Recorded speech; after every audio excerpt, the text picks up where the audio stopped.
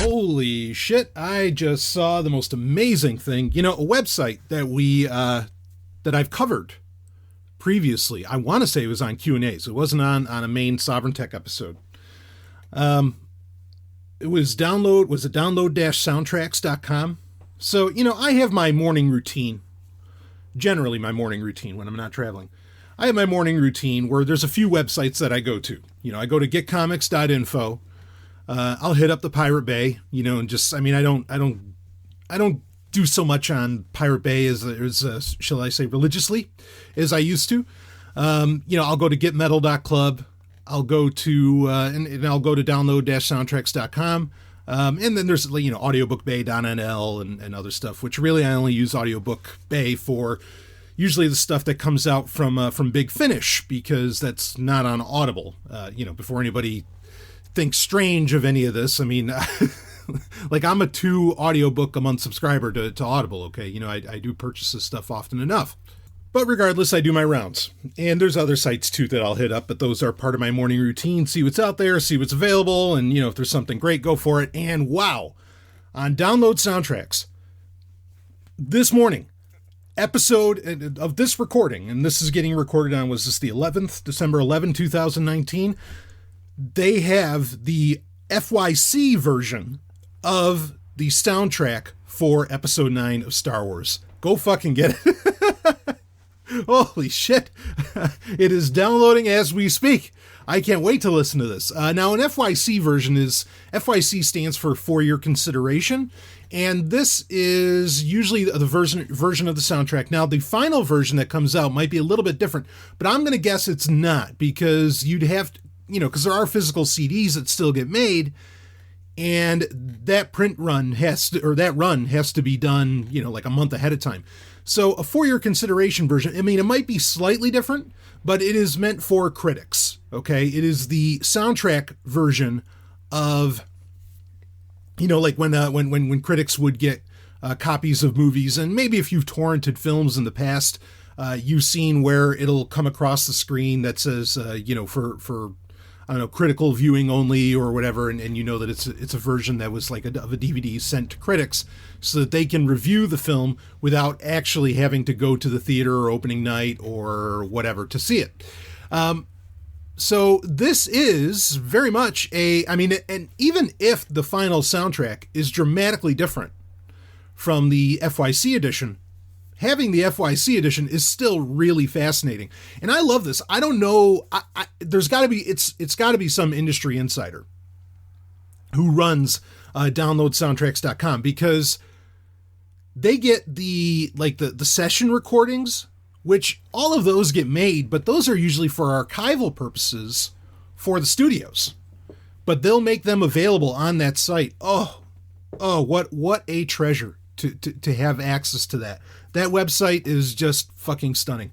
So very excited to be listening to this later today, and you better believe I'm going to do that. Or, listening to the soundtrack to episode 9.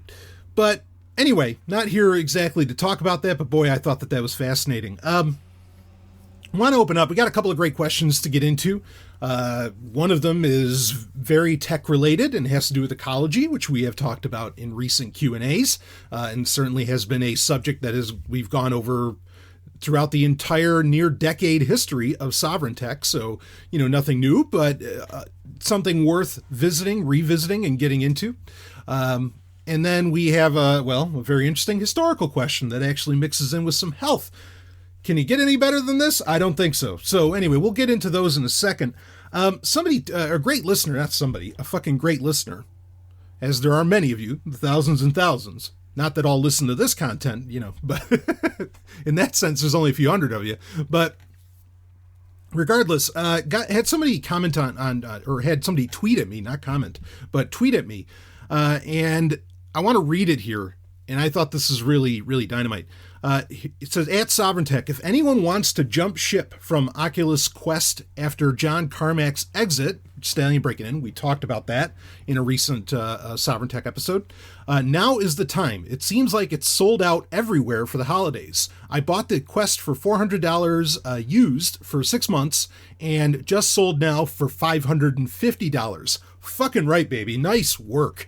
Yeah, it's funny because we talked about the Quest, and I talked about how they really dropped the ball on the software side of things. Even though it appears, if it's sold out for the holidays, that it's still doing pretty well. Maybe that's because, though, in fact, it's funny, like days after I said that, they released the second episode in the Vader Immortal series. I'm basically just going to wait for... I'll wait for like a movie version of that. I want the story, and Rob and I talked about this on TIE Fighter Renegades, how one of the things, that I want out of a Star Wars game specifically is that now, I would love if there was a JRPG for Star Wars. Like, that would be fucking amazing. What a brilliant game that would be, right? But I do want, and I say that because JRPGs are so well known for their story, for their very tight linear story. One of the three things that I want out of a Star Wars game, or one of the things it needs to do for me to want to engage with it, play it, or whatever, is it's got to have a great story. It's got to be something that, either puts me in the cockpit or has a great story. It's got to have something like that, or a great lightsaber action, kind of like Jedi Academy did. And, Vader Immortal clearly has a great story. There's no doubt about that. So, but if that's, without having to support Oculus, I'd be just as happy knowing what the fuck the story is. So I'll get the story details, and frankly, I'll be just ducky, with having that. But it's a funny thing. So when Ivan here, because you can see it right on my Twitter account, IvanBTC, great listener, and very supportive, and I'm so honored by that. It's funny because as soon as he tweeted that, just the day previous, and I responded to him, I sold my Oculus Go because I'm like, I'm fucking done with this company. They got rid of the guy that I trusted. And look, podcasters have to put their money where their mouth is. Okay, if you're somebody coming out with some degree of authority of information, okay, which whether or not I think I do that, certainly I hear it from plenty of you that I do. Okay, I got to live up to this stuff. And when I said I was done with Oculus, I'm done with it. And when I'm done with VR, I'm done with it. And it's a shame because Firefox is doing interesting things with VR. That didn't go anywhere. And that was years ago, where they were trying to open source VR. They still are working in VR, right? Because the Firefox browser, we reviewed this on the show. The Firefox browser was released for the Oculus platform.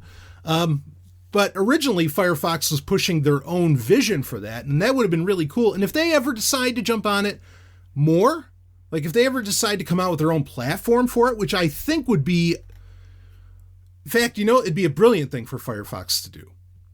If they were really leading the charge with their own hardware, with a, shall we say, a three-dimensional internet, something, or, World Wide Web, I should say, more specifically, I guess. Something that looks very much like out of the Tech War TV series. If you don't know what I'm talking about, look it up on, I don't know, I guess go to YouTube, fine. Whatever, wherever you got to find it. And you'll see what I mean by that. That would be really cool if that was something that they were working on. Like really changed the entire, forget about even the browser, create an entirely different UI and UX than any web browser, imaginable. Because HoloLens isn't really going there. Anyway, there's interesting things to do. If Firefox ever gets into it and they get into it with their open source ethos and hardware, I'll jump at, I'll take a dive on what they're doing with VR, and see what's happening. But yeah, I'm basically done with it. I really am. And it's a shame because I really had a lot of hope for Oculus. I liked their attitude, and this is John Carmack's own words, where he said that our competition, meaning Oculus, and particularly referencing the Oculus Quest, the Oculus Quest's competition was the Nintendo Switch. And that was well before Labo was even a thing, right? Which is the VR solution for Switch, which is kind of interesting. Or, yeah, basically VR. Ironically, now I am much more... now I'm in the Switch camp. I'm in it like, balls in, or balls deep. I am all in on Switch. Oh, fuck, what a great little system. Nintendo, they pull it off. At some point I want to have, we've had, bigger conversations around the Switch. like on the gaming grid and so on. We've talked about it, where basically, it's just a tablet with great controls. And yes, that's really all that it is.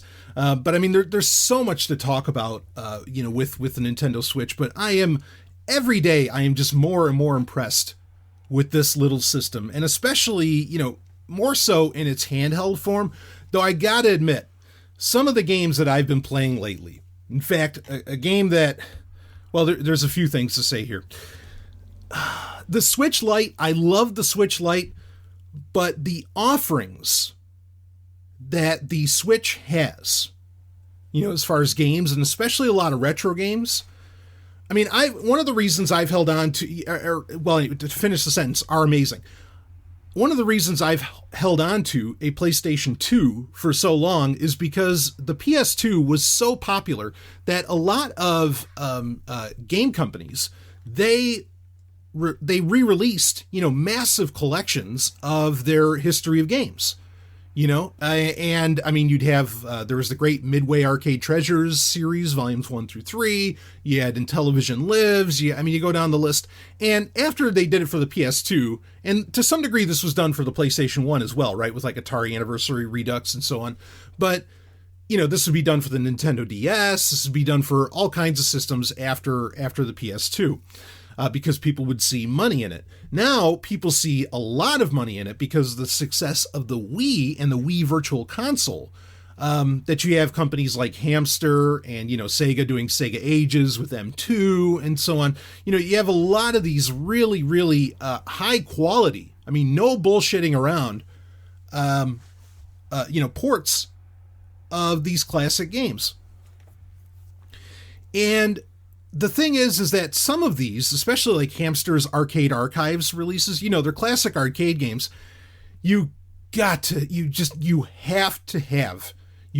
have an arcade stick to do it right. You sure as fuck can't do it with, I mean, as great as the controls are, I have no complaints about the controls on the Switch or the Switch Lite. I really don't. But some of these games just require so much speed and precision. You have to have an arcade stick. Now, fortunately, I have arcade sticks. In fact, I have arcade sticks and I have the adapters that make them work with the Switch specifically. Okay. Because in fact, I don't know how I didn't know this existed. One of my favorite arcade games of all time is Track and Field. I am a master at that game. In fact, frankly, and I know this is a bold statement to make when it comes to gaming, particularly arcade gaming, right? I mean, you've seen the documentaries around, Donkey Kong and other games and Tetris and so on, okay? Even though that's for the NES. But I put my skill with Track and Field, just like Mrs. Pac-Man. I put my skill up against anybody. Like, I don't think because I have a technique that is basically, in my opinion, it's unbeatable. I don't lose at that game. I've played it so often, and the reason I got to play it so often, and we'll get to more of this, and again, we have great questions to get into. The reason I played it so often was that my father, rest in peace, my father, he fixed arcade games for the local skating rink as a side gig. It was just something he did for kicks. And I think he really got a thrill out of it. And my dad would do jobs and fix things, not for the money, because he wouldn't get paid to do this. We would get to roller skate for free and do all that, and that was really awesome. It's a nice side benefit, and we'd get free sodas and whatever other food we wanted. It was really, really cool. But he would just fix this stuff for kicks, and it would end, like they would get the games, they'd rent a U-Haul, they would take the games to our, to my dad. My dad had a, big 2-car garage and everything. And one stall of that garage eventually would just be lined with arcade games that he was fixing. And of course, the fortunate thing is that he would have to have, his children, me, and so on, my brothers and my sister, we'd have to make sure the games worked, and we'd have to put them through the paces. And so he'd say, here you go, hand us, he'd leave where he put in the coins. You leave that open, and there's just like a little wire that you flip that activates, the insert coin. and put coins in. So totally for free, I'd be flicking this, and we would have to make sure that these games were working, for every level and so on. And so there's a lot of arcade games that I spent way more hours. I mean, you'd almost have to be a millionaire to have played these games as much as I did back in the 80s, because I got to play them for free. And even at the skating rink, oh, it was so cool. But it's funny. I had to, the owner of the skating rink, who was actually a personal hero of mine for some time, he was also my roller hockey coach. He would tell me, you have to, he's like, okay, he says, here's a key for the arcade games, because if something goes wrong, because he would let me work at the skating rink, kind of be like not a referee, but basically a referee out on the rink. If somebody's, being dangerous or something, blow the whistle and tell them, blah, blah, blah. And I loved it. I mean, I was a little kid, but if you wore the jacket, I mean, you were in charge, or, you were keeping an eye on things. And if there were any problems, my dad taught me everything he was doing with these arcade machines. I mean, I've been holding a soldering gun since I was 5. Okay. He would basically, well, the owner of the rink, Bill, he would say to me, hey, if somebody has an issue like quarters or something, get stuck or something, you can go ahead and you can fix the machine and take care of it. I mean, it's free labor for him. He just had to let me come in and skate and blah, blah, blah, which was, dynamite. But I'd also use them that, okay, when I want to play a game, I don't have to put in quarters. I can just open it up and flick it. But he says, Brian, you got to be really, really secretive. You can't let people see you do that during open hours. And I'd be like, okay, well, I'll try. And so, and if I wanted to do it, I would just kind of make it look like I was repairing, or like a little kid would come over like, hey, are you playing that for free? And I'd have to say, oh, well, or, a kid littler than me. And I'd just say, well, no, I'm fixing it. We just got to make sure it works, blah, blah, blah. I do this whole thing. But one of the games that we would all play was track and field. I mean, that was easily one of the most popular games at the skating rink. And so I played that nonstop. And I was absolutely unbeatable. And I like to think I more or less still am. I don't know if there's competitions. I could go to Fun Spot. We have pretty much one of the largest arcades in the world, right here in New Hampshire. And it's the fucking best place. I mean, it's so wonderful. Ellen and I go there often. But anyway, I don't know if they have competitions there for track and field, but if they did, I wouldn't mind, taking it on. But I had no idea. Here's the funny thing. And I knew track and field was a popular game. I had no idea that there have been multiple sequels to this game over the years. And in fact, one of them came out very shortly after, still in the 80s, very shortly after the success of the original track and field. And it was called Hypersports. I didn't know this was a thing. It just got released by Hamster in the Arcade Archive series on Nintendo Switch. Of course, I picked it up. I checked it out, and I was like, holy shit. I mean, and this is hard. But here's the rub, okay? It requires, just like the original track and field, using the buttons on the Switch or on a Joy-Con do not cut mustard. I mean, it's just not going to work. You have to have an arcade stick. Again, I do. But here's the problem, okay? And this is the thing with the Switch. And this is kind of an addendum to what I was saying, or to what I said in my initial review of the Nintendo Switch on the Gaming Grid. And that is, you gotta go, the Switch Lite is not good enough. Like, for everything that gets offered, it is not good enough. Now, I had a Q&A, and this is part of the reason I'm bringing this up, because I got a question from a listener who, him and his, I think it was his wife, they are traveling Asia, they are backpacking Asia, and their entertainment is that they pull out a Nintendo Switch, and they play it in tabletop mode, right off of, the screen that's built into the Switch. And, it's easy for them to have packed around and carried around, and they just pull it out and, and they have a great night of it. They've even played it in tents and everything. And I think that's all very, very sexy. While there's only an inch difference between the large Switch's built-in screen and the screen in the Switch Lite, I think that would even make a greater difference in allowing for 2-player. My point being is that the Switch Lite is not... It's too small to appreciate a lot of these arcade games, a lot of these retro games. And I want to say it's kind of too small to do any real multiplayer on it. That's, depending upon the style of game. So if you're buying a Switch, and it's a great idea to do so for playing retro games, you've got to go with the big one. and you're going to want to hook it up to the TV. I mean, you really are. I'm like, fuck, why did I get the Switch Lite? I love it, but at the same time, I really want to hook it up to a TV. I want to get my, all my arcade sticks and everything set up to it and, rock out, especially some 2-player action with Ellen. Because, I mean, Ellen will kick my ass in most video games. It's crazy. I like to think of myself as a pretty good gamer, but I keep getting beaten by all these.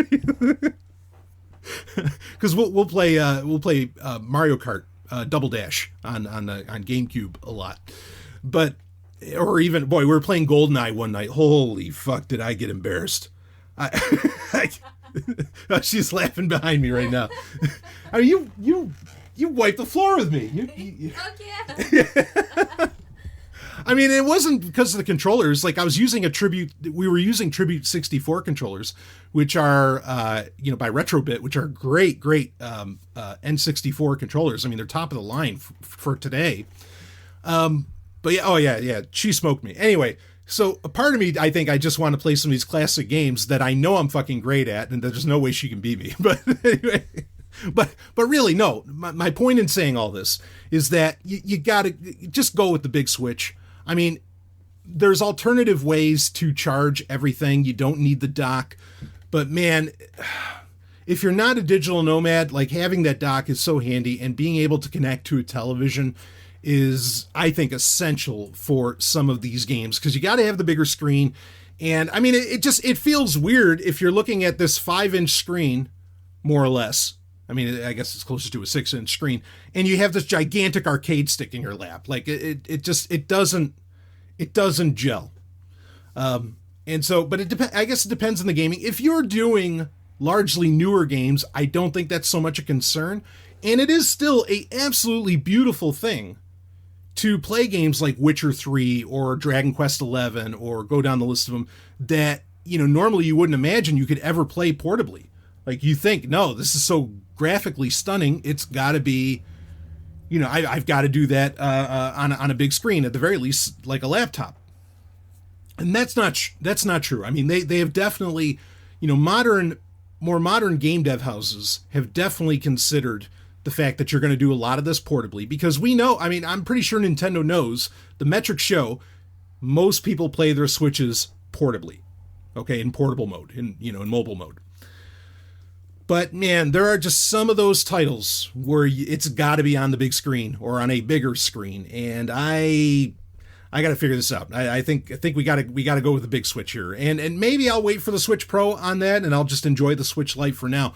But Hypersports, man, this is so cool, such a great looking game. There's so much to talk about with the Nintendo Switch on Gaming Grid, but we'll get to that there. Why don't we get into, again, we have a couple of great questions. Why don't we get into that? But I just wanted to add on to that conversation, that long running review of the Nintendo Switch. In fact, it's important to do because even market analysts now, which, I mean, granted, economists and market analysts are basically all reading tea leaves. You can take what they have to say with a grain of salt most of the time. But some market analysts within gaming that have a little more of a track record of knowing what the fuck they're talking about and predicting reasonably, are basically saying there's no reason for the Switch to die. Like, it could go on for another, 5-6 years. And I've said this. I said that I think the Switch is really is going to end up being more or less the last console. I could see Nintendo doing some kind of another refresh, like a Switch Pro, in the next year or two, certainly. But you're all those Switch titles are still going to work with it. I think the Switch, everything's more or less going cloud, right? Which we've talked about on Gaming Grid, and I'm not saying I like that, but Switch is really going to be the last great console hardware. In my opinion. That's prediction on my part, but I think that's how it's going to end up being. So investing in a Switch, not a bad idea. Talking about it over the next few years, this is a system that's in for the long haul, in my opinion. No reason for it not to be, especially if it switches over to cloud gaming. It doesn't matter how powerful the innards of the Switch are, right? Because it's all going to it just needs access to the servers, which is where all the horsepower is needed. I'm not saying that's okay. I'm not saying that even works right now. We all know how much Google Stadia has absolutely failed. Okay. But that's still a direction that things I think are very much going. So anyway, let's get into our couple questions here. So our first one. This one it's actually titled right at the top, Ecology. And this is sent into the email address bbs@sovereigntech.com. Both of these were. Here we go. Stallion. Let's just read this right in. Stallion, according to recent statistics, it is now more expensive to recycle goods on a large scale than it is to trash them. So many of our best efforts to separating plastics, aluminum, and glass from garbage usually ends with everything in the incinerator or in the nearest landfill. Of course, this is an ecological catastrophe. Stallion breaking in. Yep. And humans are more or less causing the poisoning of practically every area on Earth with our consumerism. Electronics are among the worst offenders when it comes to environmental impact. So many things today come with trash as packaging or just pieces of material internally that will never be recycled. So really the best thing we could all do to help slow the damage to the planet would be to stop buying new things. What are your thoughts on this? What do you personally do to minimize ecologically destructive behaviors? Thanks, Slagathor. Fantastic. This is a hot one. In fact, this is a subject that I want to get into on a main Sovereign Tech, among many subjects that I want to get into on that show, around recycling in general. Now, it was maybe 2-3 Q&As ago that I did get a question about ecology, and I think it had to do with what was her name? Greta Thunberg, who is now Times Person of the Year. I think I just saw that, which is, wow, what the fuck. But whatever, not that I give a rat's ass about who is Person of the Year by the culture that we live in, or the civilization that we live in. But regardless of that, not making fun of her, I'm just saying I don't care who these people think is Person of the Year. Regardless of that, we did cover that a bit of that topic, around ecology. I mean, I've made it very clear for 8 years now, that I think environmentalism is a cult, a religion, but ecology is a very real science. I've also brought up many times that a lot of the electronics that we have today, they have like Energy Star, they have all these efficiency ratings, and they're constantly, at least in what is more my purview of tech, processors are constantly being made to be more power efficient. Power supplies and desktop computers are being made to hit like a certain wattage and only use so much electricity. I mean, this is a thing. Now, I have applauded this not because of, some horseshit like the Green New Deal, or because of, any, environmental arguments. I've applauded it more so because if we are ever going to go into outer space, our technology has to be not just fairly efficient, it needs to be hyper efficient. It needs to be incredibly efficient. Or, because if your technology isn't, designed to use the least amount of power, to last the longest within that process, to have degrees of redundancy and, other things that come along with a lot of these responses to varying regulations or just cultural mores, societal mores, around ecology. This is the direction that you have to start developing things and designing things in. It's an engineering challenge, no doubt, but it's one that is worthwhile if we are ever, humans are ever going to exist in outer space. Okay. It's a requirement to survive in. Look, folks, and I don't want to get into the metaphysical aspects of this, but let's be clear here. Let's just keep it simple. The universe, okay, the Earth is very kind to humanity. In fact, another story that I want to talk about is apparently there are scientists who are planning on a genuine multi-generational 1,000-year voyage for humans to go to, other planets like Proxima B and so on. I've covered that subject before. I have problems with that. We will talk about that. Okay. We'll get into it. But that said, the Earth is very kind to human life. Okay. It really is. Other than how we're, like this emailer mentioned, how things are getting fucked up. Okay. The Earth is very kind to humanity. Outer space is not. It is brutal. It will beat you to your knees. I mean, it is harsh out there. Okay, and you need every trick you've got to survive. Is it worthwhile to survive out there? Yes, absolutely.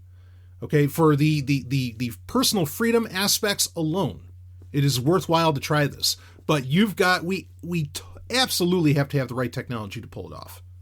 Okay, now there's a big conversation of what that technology looks like, but the efficiency being built into a lot of the electronics we have today is definitely pointing in the right direction. But that's, I've generally on Sovereign Tech described that as really a side benefit, okay, a byproduct of, this environmentalist push. Now, that's not really getting at the question exactly, but just to bring up that, look, I am all about, again, these very efficient technologies, again, that have come out of some of these environmentalist pushes. Recycling in general, you can complain about the regulatory structure, you can complain about the laws that get made around this stuff, but I sure as fuck hope anybody listening to me right now recognizes that, well, gee, if I could, use a paper plate, and then I could put that paper plate into a specific bin, and then it could be recycled to be more paper plates, or to be another paper plate, or become, ass paper or something at some point, that'd be a good thing. I would hope you would think that that's a great idea. That it's that landfills in and of themselves are not an efficient process, that they're not a good thing. You could say that they're necessary. That's a different argument. I'm asking you, which would you rather have, where we literally could recycle the things that we create or the things that we use and have them become something else? Doesn't that just fucking make sense? Isn't that just like a good idea? Wouldn't that be a great market process? Of course it would.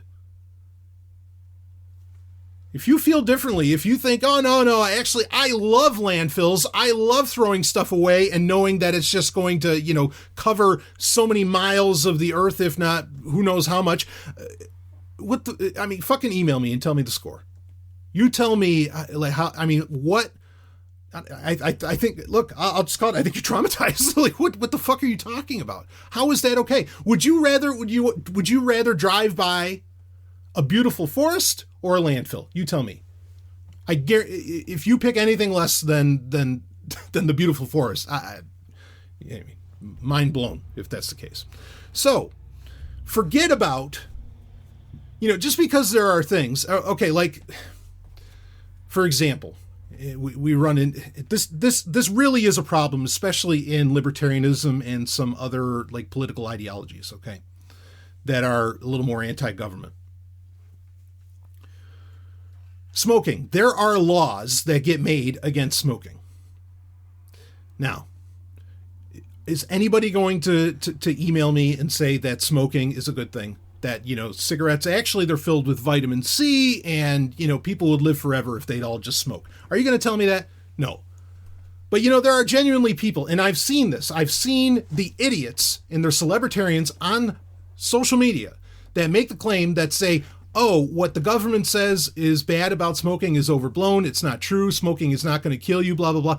And they're basically reacting to this. They're saying this because the government makes a regulation against it. They think it automatically must be wrong because the government is just always lying. Sometimes, like the old saying goes, a broken clock is right twice a day. Okay? Just because there's a law against it, by the government doesn't mean that its antithesis is somehow right. You get what I'm saying? Okay? So ecological concerns are a very real fucking thing. Fuck the laws and regulations around it, but they're a very real thing. So with all of that said, okay, with all that groundwork laid out now, before somebody says, oh, you're a fucking leftist, which I've already covered that. That's part of why I had to talk about this before anyway. All that said, let's talk about what do I do to minimize ecologically destructive behaviors, and what are my thoughts on this? Well, I think I just gave you my thoughts on this. Okay, we just covered that yes, these, pollution, these ecological concerns, they are very real things.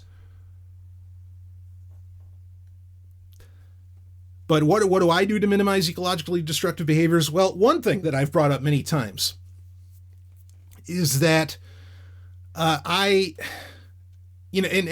this is where I call bullshit on environmentalists, right?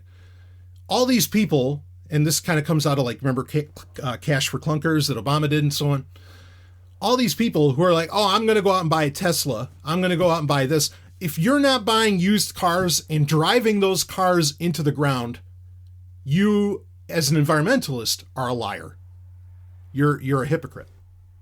Okay? The best thing ecologically that you can do, okay, or one of the best things that you can do, if you're into the whole climate change, you're into, smog, you're into all, whatever, okay, you're into all this crap. If you're into all that, the best thing you can do is, only buy used cars, buy every used car that you can, and drive that fucker until it dies.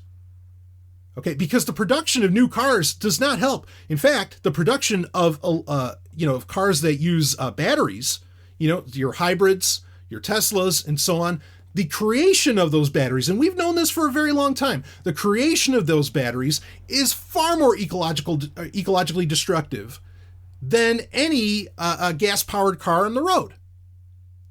Far more. I mean, it's not even a competition. So the best thing, that a person, and that's why I call bullshit on that's why I say these environmentalists. I mean, they're full of crap. George Carlin called them all out and got them right. Okay, they're full of it. Again, that doesn't mean that some of the concerns that they're acting upon aren't real. They are. So anyway, that's one thing, is that I do only buy used cars, and I do drive those cars until they die. Until they rust apart, their engine fails. I mean, like they will go until they just cannot go anymore. All right, that's number one. I mean, I could argue that I shrink the military because the greatest polluter in the world, without question, again, talk about no competition, is the military, particularly the U.S. military. So shrinking that in any way or being anti-war is one of the most environmentally friendly things that you can do. Also, I don't think you get that from a lot of environmentalists, unfortunately. In fact, they're ready, to use guns against you if you don't go by what they say is, code and rule and what you should do for the environment. The irony of that, authoritarianism in all of its forms is environmentally destructive. Ecologically destructive, which is the word I like better. Like I said, ecology is a very real thing. Environmentalism, like we said, that's a religion. Okay. So just being an anarchist is a great move in not being, or, in being minimizing ecologically destructive behaviors. Other things. Yeah, I try to make everything I have. I mean, I am such a proponent of things being built to last. And there are, ironically, some things being done in particularly, say, the more direct tech world, I think create problems with that. Like RoHS, which is basically not using lead in a lot of products, circuit boards and all these other things. I have some concerns around that based upon my own experience in the industry, where RoHS boards, motherboards, circuit boards, and so on, fail right and left far more than your classic boards that were using something as simple as lead solder. Now, I don't know that, the correlation and causation there is exactly on point, but it's odd that we start, like, in a business that I worked for, that we started to see so many failures as soon as we switched over to RoHS, when previously the failure rate was almost zero. So I do want, some of these moves that have been made, I don't really agree with. I think it's very important to have things that are built to last.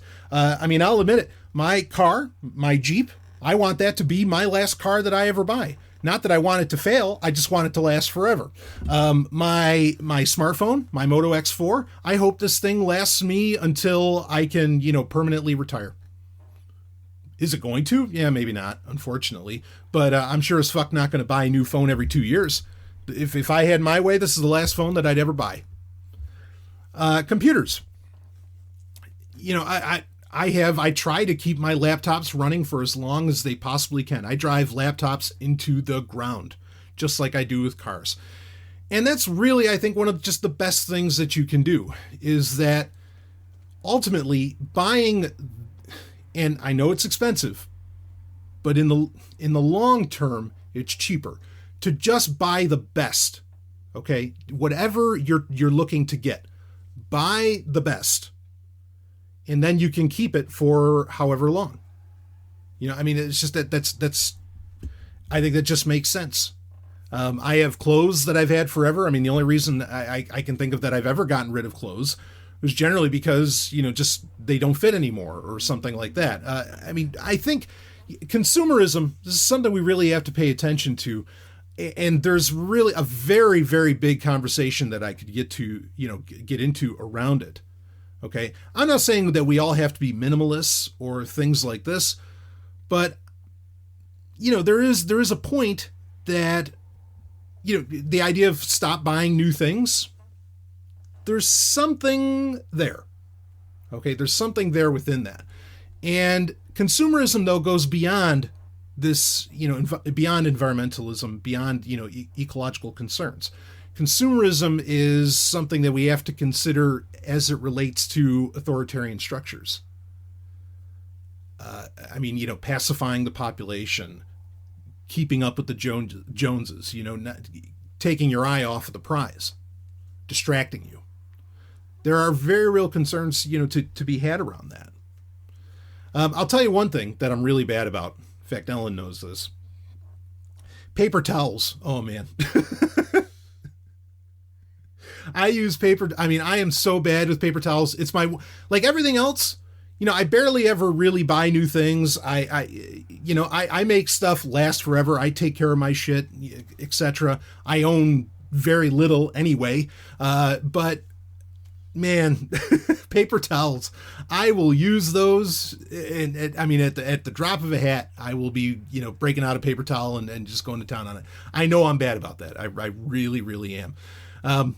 But this is, anyway, so there are some thoughts to go forward with. I mean, in general, I try to live by the mantra, and this doesn't really have to do with ecology. This just has to do with, I guess, how I want to experience the world. I generally go forward more or less in the way that, even when I live with other people or whatever, like you barely know that I'm there, right? And I kind of go around the earth in a very similar way, that it's not leaving the world better than you found it.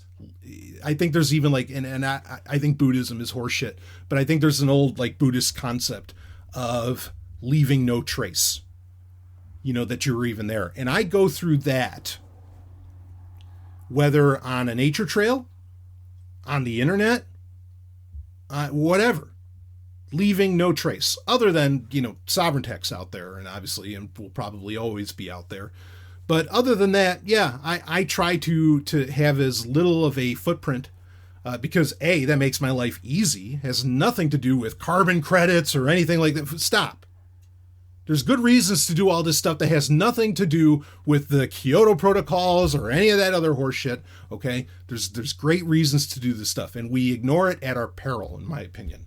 All right. But yeah, in general, I have a life mantra of not leaving a trace, and taking up as little space, on this planet as really as I can, because I want to experience the world, and I can't exactly experience it if, I'm just constantly reshaping it into something that, into something that comes out of my own ego or, something out of my own personality. I have a real problem. Let me explain this. I have a real, huge houses. I get it. I kind of understand it, and they can be very, very nice. Okay. But let's call it. It is so strange that really our houses are basically, they're just warehouses. Every house is more or less a warehouse, just designed to store a bunch of shit. And how many people have garages that are really just storage buildings? They're not even there to protect the car. I think that's ridiculous. but it's so commonplace. And I don't want to get into the argument if you can't take it with you, because frankly, I'm in the camp that, we are in a generation that has the real chance of never dying.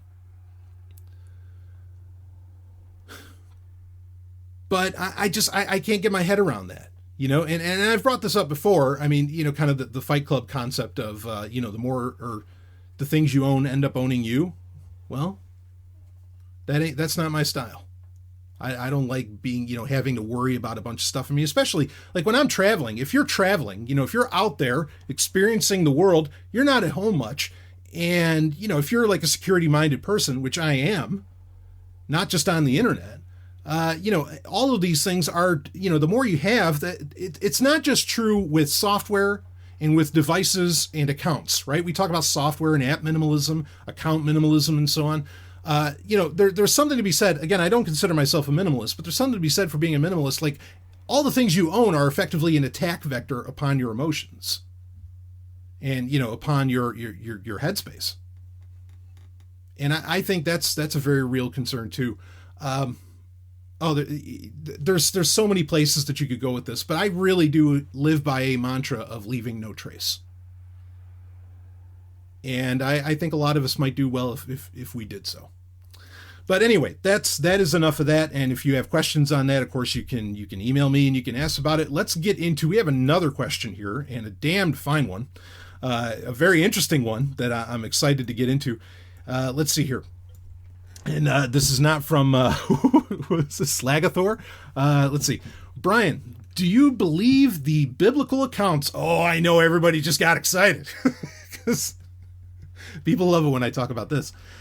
Do you believe the biblical accounts of people living more than 120 years of age, or are these just exaggerations meant to impress?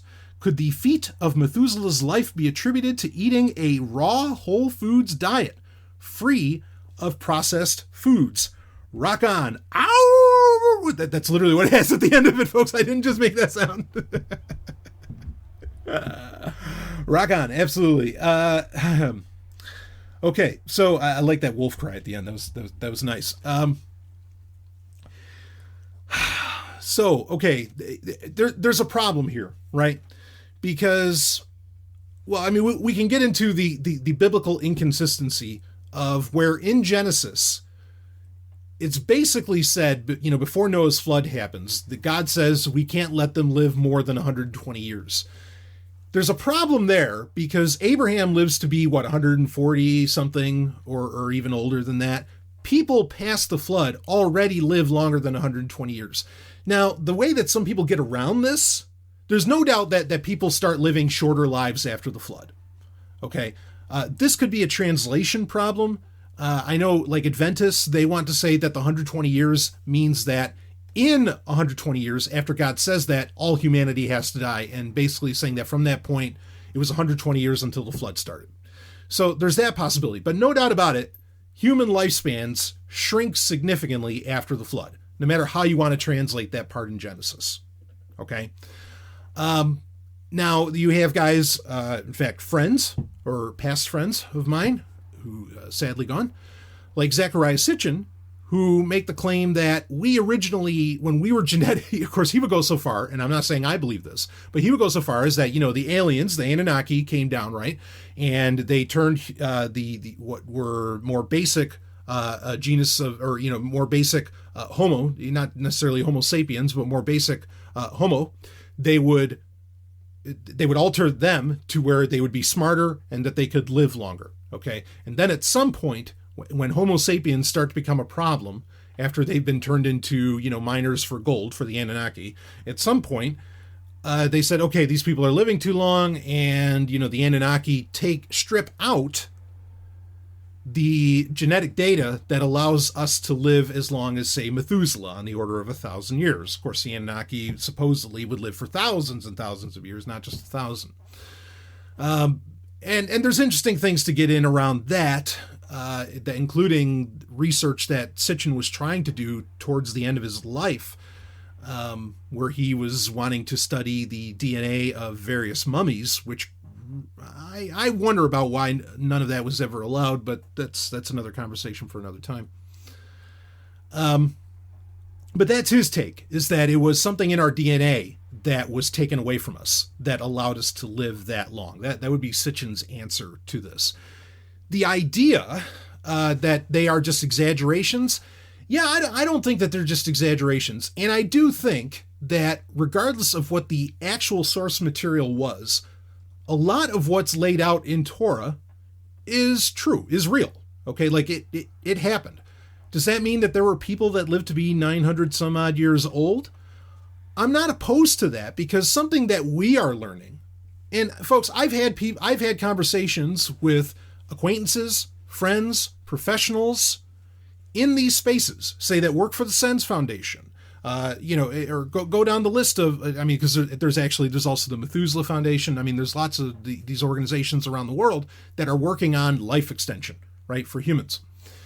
I've talked to these people directly who are in these fields, and most of them all come up with the same answer, saying that, there's really no good reason why we die when we die. Or why we age the way we age. Something's going on. But the rate of cellular decay, all these different things, the response is, it really doesn't have to be that way, and so we just have to find out why it is, and then reverse that process. Okay. So the notion that people would live 900 years is completely scientifically feasible. It's the reason that I'm saying this to you. There's no there are reasons clearly why they're not, but there's no reason why they can't. Okay. Now, does it come down to diet? Is it because these people were eating? If you want to get into, the Genesis account, then basically Adam and Eve were must have been before the fall, right? Before Eve ate the apple, they were fruitarians, because afterwards, okay, when you get, chapter 3 and 4, when you get there, afterwards, they're not tilling the soil until they're kicked out of the garden. So they weren't, they weren't growing things to eat. And we know that the sheep, or the lamb that God killed to make the clothes for Adam and Eve that covered their nakedness, it's very clear in the Bible that is the first death ever recorded on earth. So Adam and Eve weren't hunting. Okay. They weren't killing animals and the book of Isaiah, okay, when you get into later chapters of Isaiah, which also I think run into very serious translation problems. When you get into Isaiah, it talks about how the lion will lay with the lamb, like that. Even, and if you take that literally, that means even the carnivores in the animal kingdom weren't carnivores before the fall. So this notion of eating meat, again, if you're taking the Genesis account at face value, is it's a newer develop. It's a later development. It's not how things were in an original state of nature. Now, for a lot of people, that all sounds crazy, right? Especially if we've only been on this earth, say, with a young earth point of view, creationist point of view, if we've only been here for 6,000 to 7,000 years, okay, there's no way that lions and other carnivores developed, these really crazy teeth, to where clear, or, all these different, evolutionary traits that would allow them to be such great hunters. That couldn't have happened in such a short period of time. Now, some people want to, including young earth creationists, would want to point out and say, well, we have plenty of species in the animal kingdom who are herbivores that if you didn't see them eat plants and you were just deducing based upon their biology, like sharp teeth and things like this, and or their strength, that, oh, no, they're very clearly, you'd think they were carnivores, but actually they're herbivores. So, there's debates to go every direction with this.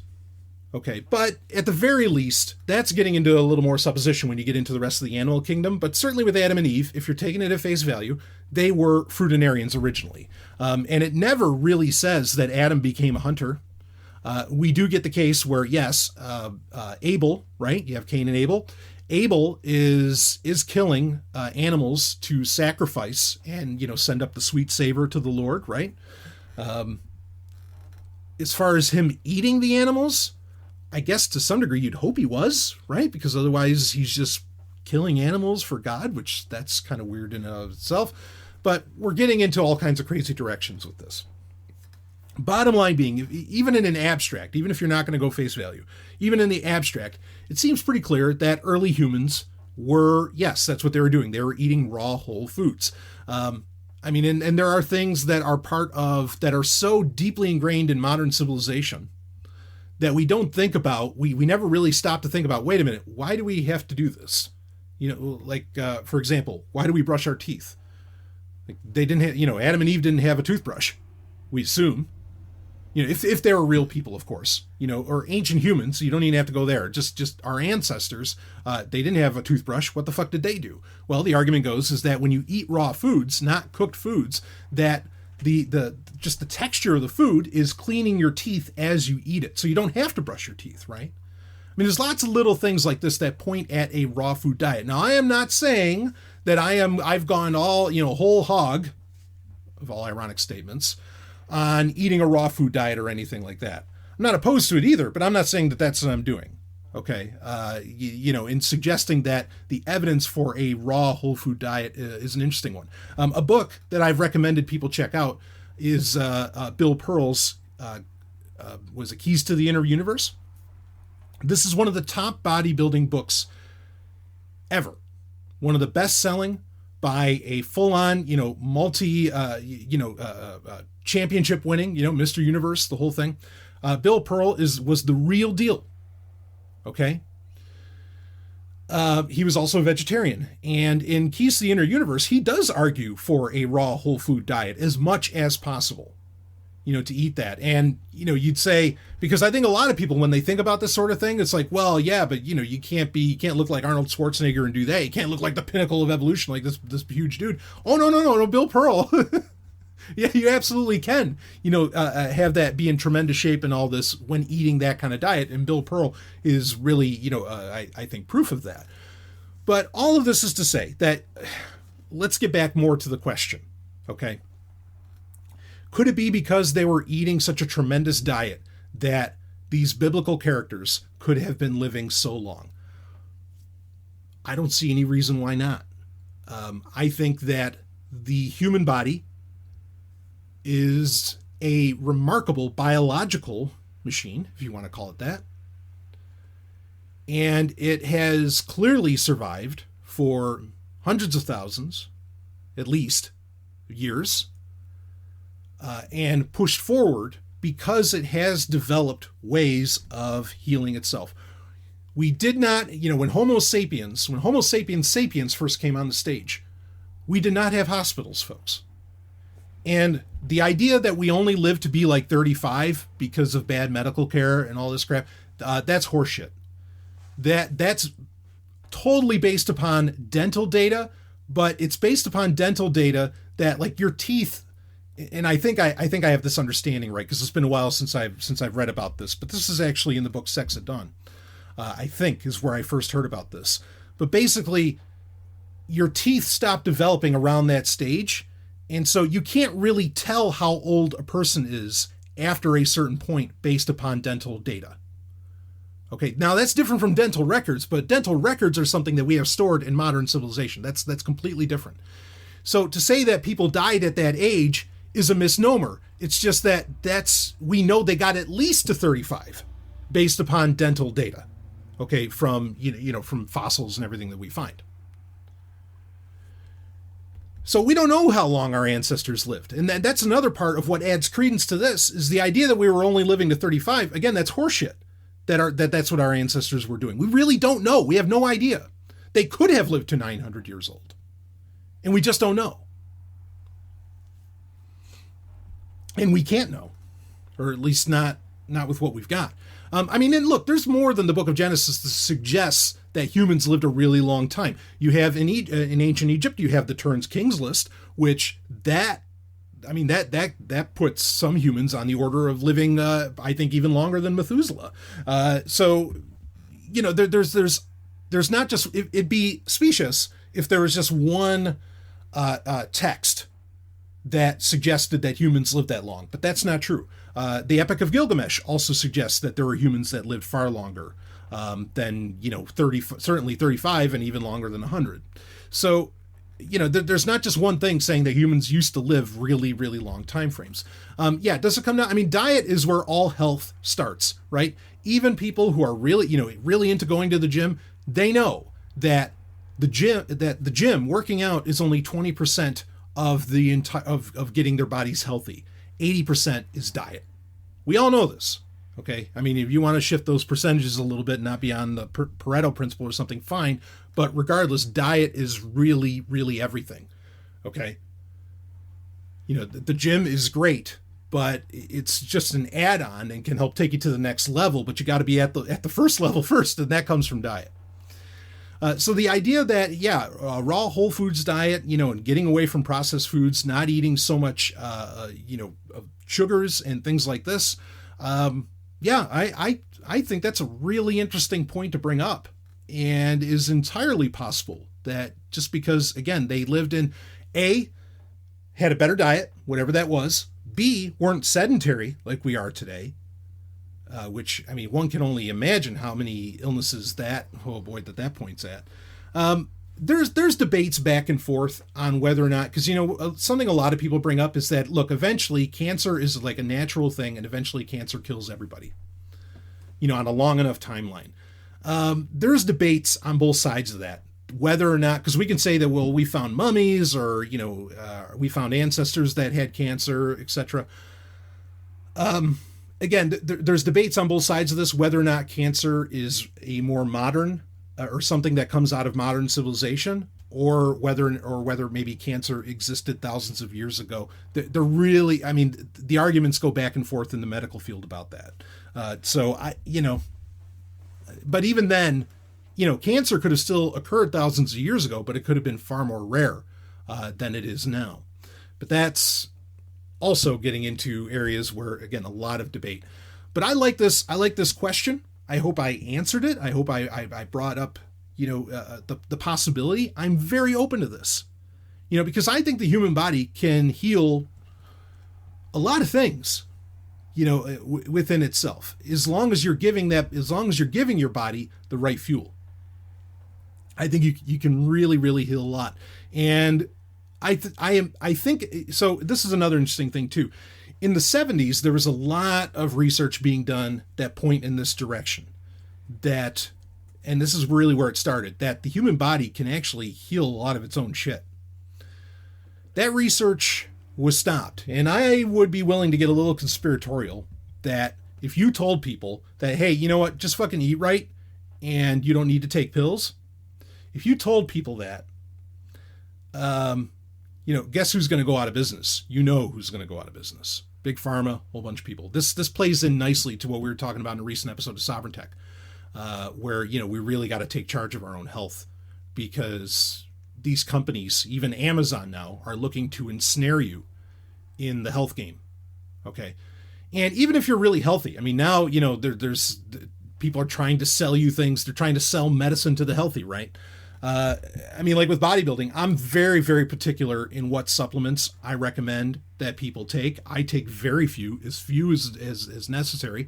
Yes, I supplement protein. Yes, I supplement creatine, and BCAAs and so on. I do, but that's like where it stops. I do not get into, like glutamine and a lot of these other things that people are, tossing around and all that. I don't know that that's really necessary. And the research is also very back and forth on a lot of that, as to where, things like creatine, BCAAs, and so on. The research has been done for decades now, and, we're pretty certain about the effects, because we have people, that's the nice thing about having bodybuilders is that they're very into the minutia of what's going on with their body, and that is very helpful to the medical profession. Into medical research, because they will report on it and so on. Okay, so I hope I answered that. Yeah, I'm very open to this, that with the right diet, that, humans, especially from a very early age, were living incredibly long periods of time. And I've said this over the years on the show as well, that because of the health science that we have now, this generation, or like, say millennials, I don't care, pick your whatever, the generation after that, like the research, the medical research, the health research that they get to take advantage of, it's going to be very interesting to see, closer to the year 2100, what do 60-year-olds look like then?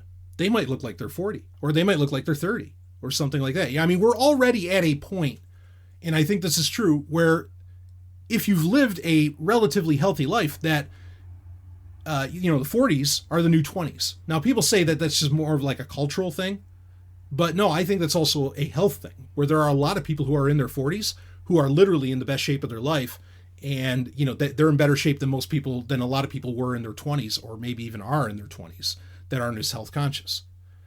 There's, I think this question might actually prove itself over the coming decades, or might point at that.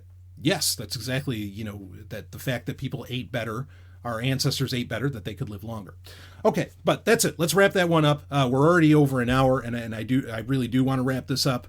Let's get into an album of the week. And in fact, while we're speaking about bodybuilding, this is a kind of music that I have recently gotten into listening to a lot in the gym. Now, people know I'm a huge metalhead. I listen to metal all the time, and that's still very much my go-to music in the gym.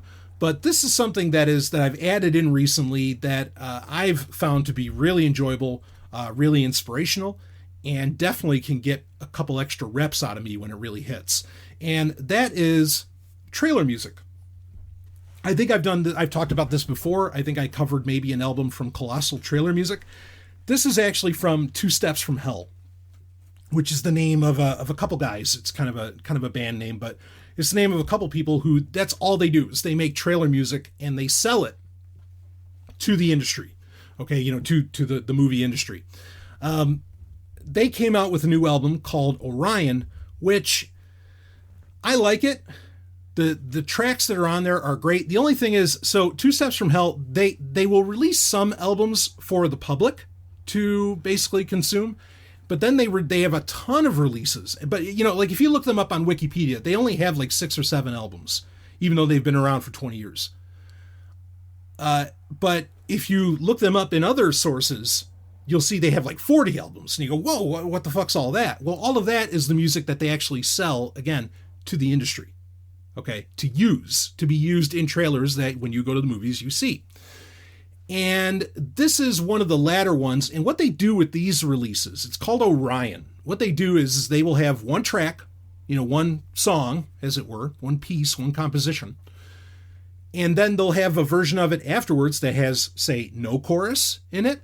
And then there'll be one that's no chorus and no cello, or, whatever. It'll be different versions of the same song. So this Orion release really only has 4 songs. And then it has different versions of it, and that adds up to about 10, 11 tracks. But particularly the composition Orion, I love it. Very, very intense stuff. Big fan of Two Steps from Hell. I really enjoy it. But so if you want to check this out, this is their latest release that they've had come out. It's really, really solid. It's not as good. I'll give you a second one. How about this? Colossal Trailer Music came out with a new album this year as well called Death of a Sidekick. And that is track for track intense. They bring in a lot of great guitar. It's not all orchestral or choral. Really, really stunning stuff. But this is something I've been listening to a lot. A lot of Colossal Trailer Music. Immediate Music, that's another group that comes up with trailer music, as well as Two Steps from Hell. And there's others out there too. But those are, I think those are really the big 3. There's Ninja Tracks, so I guess maybe you could say there's the big 4. But really enjoyable stuff. So if you want to check it out, the new release from Two Steps from Hell, I know I have a lot of listeners who are into this shit, because years ago, I remember listeners would actually send me the CDs of Immediate Music and so on, and that's partly how I got introduced to some of these guys. And I just instantly fell in love with it. But now I'm falling in love with it again, because now I love listening to this really, epic, heroic stuff, or dark even, when I'm working out in the gym. It just, really helps with the pump. Music's a big, music is a part of health that I don't think is explored enough yet either. And that's something that, well, maybe Sovereign Tech can help be in on the charge on that. But anyway, that's it for your Wednesday Q&A on the Zomia ONE Underground. We will wrap this baby up, and more episodes to come out throughout December, of course. And I will see all of you on the other side. And hey, maybe I'll see some people at episode 9. Who knows? Very exciting. Coming out very soon. Time to go listen to that soundtrack. I'll see all of you on the other side.